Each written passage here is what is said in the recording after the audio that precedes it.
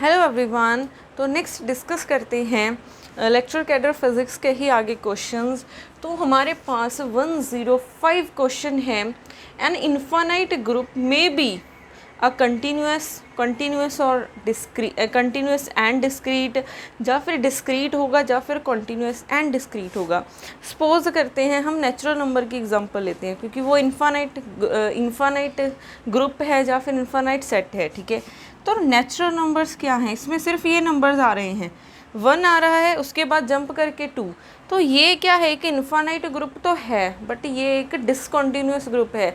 1 के बाद फिर जंप कर रहा है 2, फिर 3, फिर 4, ऐसे जंप कर रहा है। तो ये क्या है कि डिसकंटिन्यूअस फंक्शन है, बट इसकी वैल्यूज़ क्या है, डिस्क्रीट है। जब तो 1 है 2 है, वैल्यूज़ क्या आ रही हैं, डिस्क्रीट हैं। तो ये क्या है, एक डिस्क्रीट ग्रुप है। ठीक है, ये क्या है, एक डिस्क्रीट है बट नॉट कॉन्टीन्यूअस। अब नेक्स्ट, अगर हम रियल नंबर्स की बात करें, ठीक है, रियल नंबर्स में देखो 0 आ गया, 0.1, 0, इसमें बीच में जितने भी नंबर पॉसिबल हो सकते हैं सभी आएंगे। ठीक है, सभी नंबर्स आ जाएंगे। तो ये अब डिस्क्रीट सेट नहीं है, क्योंकि 0.00 कुछ भी 0 और 1 के बीच में जितनी मर्जी वैल्यूज़ ले सकते हैं। तो ये अब डिस्क्रीट सेट नहीं है, बट अब ये कॉन्टीन्यूस वैल्यूज़ देगा। ठीक है, 0 के बाद 1 पे जंप नहीं करेंगे, जितनी वैल्यूज़ पॉसिबल है सारी आ जाएंगी। तो ये एक कॉन्टीन्यूस सेट है बट नॉट डिस्क्रीट। तो जो इन्फानाइट ग्रुप्स हैं वो डिस्क्रीट भी हो सकते हैं और कॉन्टीन्यूस भी हो सकते हैं, बट हम ऐसा नहीं बोल सकते कि हाँ ये कॉन्टीन्यूस भी होंगे और डिस्क्रीट भी होंगे। तो यहाँ से देखो, ना तो वो कॉन्टीन्यूस बोल सकते हैं, वो डिस्क्रीट भी पॉसिबल है। कॉन्टीन्यूस एंड डिस्क्रीट नहीं बोल सकते, यहाँ पे ही हमने देखा है। तो ये कॉन्टीन्यूस हो सकती है या फिर, ठीक है, या फिर क्या हो सकते हैं, डिस्क्रीट हो सकते हैं। तो यहाँ से ऑप्शन डी क्या हो जाएगी, करेक्ट हो जाएगी। ठीक है, उसके बाद 106th क्वेश्चन है, which of the following technologies does not inherently reply on quantum physics principle. उन्होंने बोला है कि कौन सी, ठीक है, कौन सा प्रिंसिपल है जो क्वांटम फिजिक्स के प्रिंसिपल्स को ओबे नहीं करता है। अगर आप इलेक्ट्रॉन लेवल पे जाएंगे, ठीक है, अगर हम इलेक्ट्रॉन लेवल पे स्टडी करेंगे, वो स्टडी कहाँ से करते हैं, वो हम क्वांटम मैकेनिकली स्टडी करते हैं। तो एलईडीज़ में किसकी वजह से लाइट फॉल करती है, इलेक्ट्रॉन एक्साइट करता है। तो हम इलेक्ट्रॉन ही पढ़ते हैं, तो इसको कौन एक्सप्लेन करेगा, क्वांटम मैकेनिकली। तो ये भी नहीं हो सकता। लेज़र में भी इलेक्ट्रॉन्स एक्साइट करते हैं, तो ये भी नहीं हो सकता। ट्रांजिस्टर में भी डिफ्यूज़न होती है, टनलिंग इफेक्ट होता है, तो वो किस में होता है, क्वांटम मैकेनिकली। तो ये भी नहीं है। तो बचा कौन सा, ये बचा है। तो यहाँ से ऑप्शन डी करेक्ट हो जाएगा। ठीक है,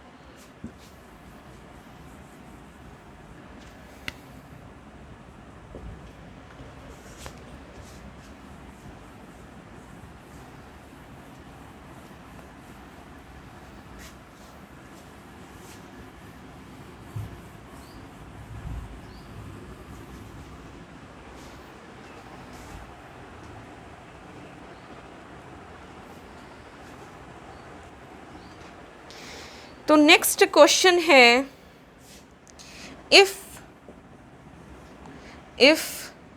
q k and p k are old set of generalized and momentum coordinates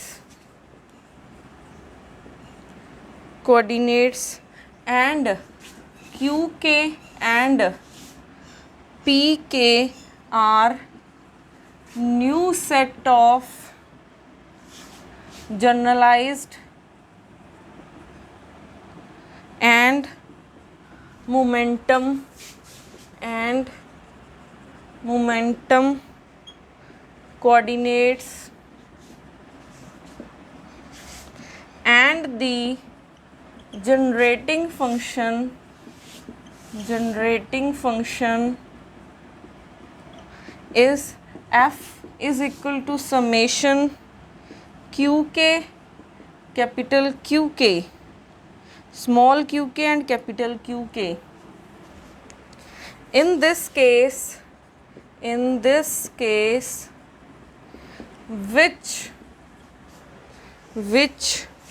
of the followings are correct transformations?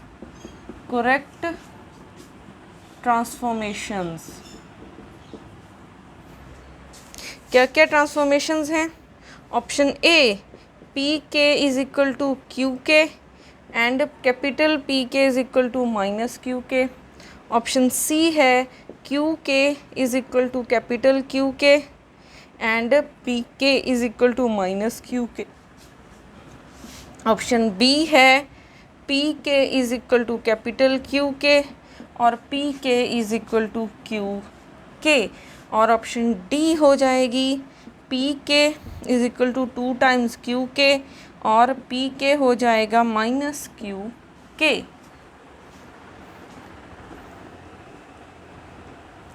तो यहाँ पे नेक्स्ट क्वेश्चन है Q, small q and small p are the old set of generalized coordinates and momentum, और capital Q and capital P are new set of generalized coordinate and momentum. और हमें ये एक generating function given है, ठीक है. Generating function किसकी form में है? स्मॉल q और कैपिटल Q की फॉर्म में है, समेशन q के कैपिटल Q के, ठीक है. And in this case which of the following are correct statement. तो हमने कैसा मेथड सीखा हुआ था? ये है हमारे पास फर्स्ट जनरेटिंग फंक्शन. यहाँ पे ओल्ड का ओल्ड के साथ देखना है, न्यू का न्यू के साथ. तो यहाँ पे स्मॉल क्यू है तो कौन प्रेजेंट नहीं है? स्मॉल पी, ठीक है. इसके क्रॉसपॉन्डिंग स्मॉल पी और इसके क्रॉसपॉन्डिंग कैपिटल पी. तो यहाँ पे स्मॉल पी आ जाएगा करली एफ बाय करली क्यू और कैपिटल पी आ जाएगा करली एफ बाय करली कैपिटल क्यू. के आ जाएगा यहाँ पे.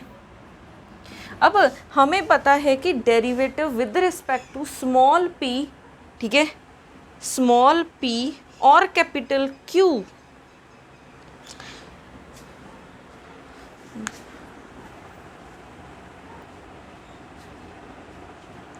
तो यहाँ पे हमने क्या याद किया हुआ था?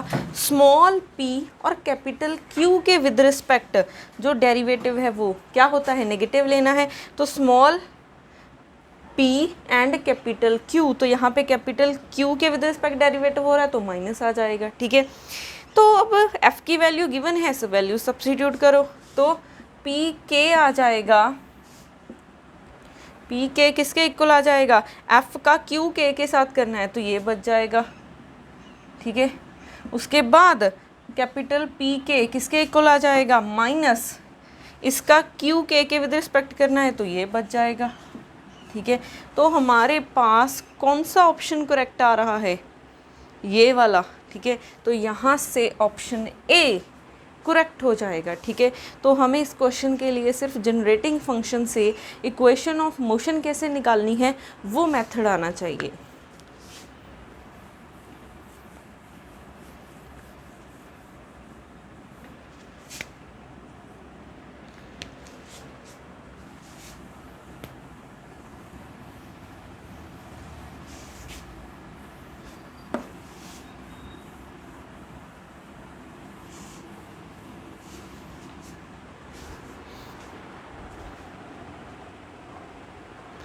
तो नेक्स्ट क्वेश्चन है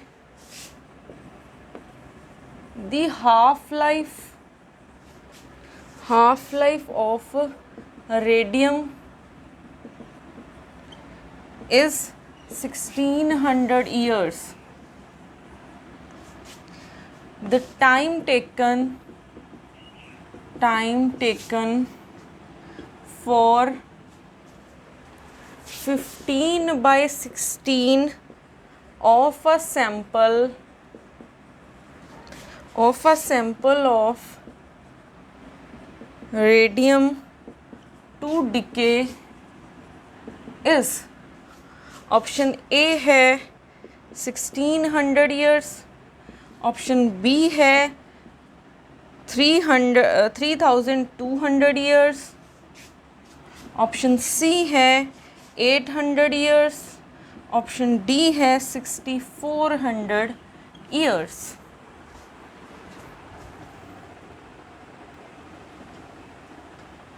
तो नेक्स्ट क्वेश्चन है the half life of a radium is 16 years. ठीक है, हमें इसकी हाफ लाइफ गिवन है 16 years. The time taken for 15/16 of a sample of a radium to decay. अब देखो हमारे पास एक फॉर्मूला होता है हाफ लाइफ और डीके कांस्टेंट का, लैम्डा किसके इक्वल होता है 0.693 बाय हाफ लाइफ। तो यहाँ से ये आ जाएगा 0.693/16 ईयर्स। ठीक है, ये आ गया। अब एक और फॉर्मूला होता है लैम्डा किसके इक्वल होता है 2.303/t log ऑफ n0/n। ठीक है, यहाँ से t की वैल्यू आ जाएगी 2.303/λ log ऑफ n0/n। अब यहाँ पे क्वांटिटीज़ देखो, लैम्डा डीके कांस्टेंट है, n0 क्या है इनिशियली कितने एटम्स प्रेजेंट थे। ठीक है, टोटल मटेरियल कितना था हमारा वो n0 है। ठीक है, ये क्या है इनिशियली, और n क्या है t टाइम के बाद। ठीक है, t टाइम के बाद जितना मटेरियल बच जाएगा, जो sample remains after time t, T time के बाद जो सैंपल बच जाएगा वो है n। ठीक है, अब यहाँ पे लैम्डा की वैल्यू हम यहाँ से निकाल सकते हैं। इसकी वैल्यू आई थी कैलकुलेट करके 0.0000433। ठीक है, और यहाँ से देखो अब t की वैल्यू आ जाएगी 2.303/0.0000433। ठीक है, अब n0, ठीक है, n0 इनिशियल सैंपल था। अब हमने वो टाइम फाइंड करना है जब ये इतना सैंपल डिके कर जाएगा। ठीक है, ये इतना सैंपल डिके करना चाहिए, बट n क्या है, n0 तो इनिशियल है, n क्या है जो बच जाएगा।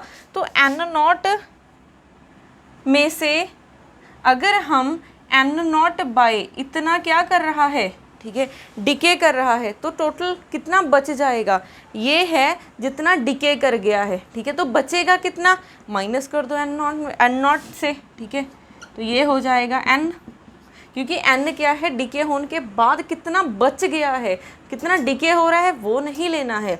तो यहाँ से n0 कॉमन आ जाएगा 1 - 15/16। तो यहाँ से आ जाएगा, इसको सॉल्व करने के बाद 16। तो यहाँ पे वैल्यू हमें n0/n की वैल्यू चाहिए, n0/n हो जाएगा 16। ठीक है, तो इसे सॉल्व करने के बाद इतना आंसर आ जाएगा, इतना आंसर आ जाएगा। तो ये अप्रोक्सीमेटली ऑप्शन डी के साथ मैच करता है। ठीक है, तो ऐसे ऑप्शन डी करेक्ट हो जाएगा।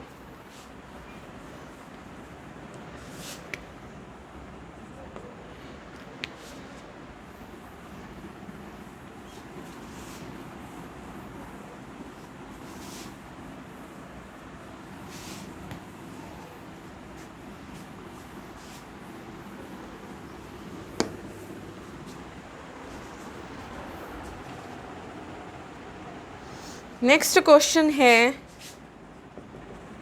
Different methods used to achieve population inversion और ऑप्शंस हैं डायरेक्ट एक्साइटेशन, ऑप्शन सी है केमिकल रिएक्शंस, ऑप्शन बी है inelastic atom to atom collision, option D है ऑल ऑफ दीज।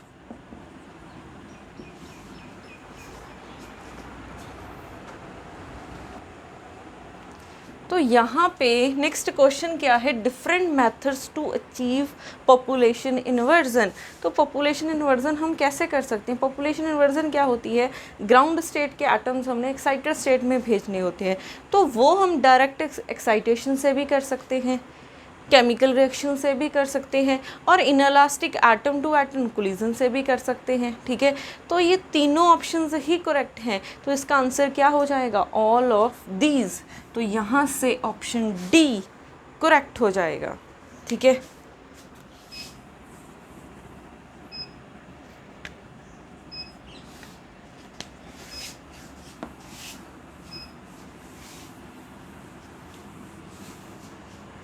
बाकी क्वेश्चंस अब हम डिस्कस करेंगे नेक्स्ट वीडियो में। तब तक के लिए इन क्वेश्चंस को ध्यान से देखना है, कहाँ कहाँ पे आपने मिस्टेक की है वो भी देखने हैं। जो भी इस चैनल पे नए हैं जल्दी से बंसल एकेडमी के यूट्यूब चैनल को सब्सक्राइब कर ले ज़्यादा से ज़्यादा वीडियोस के लिए। Thank you so much.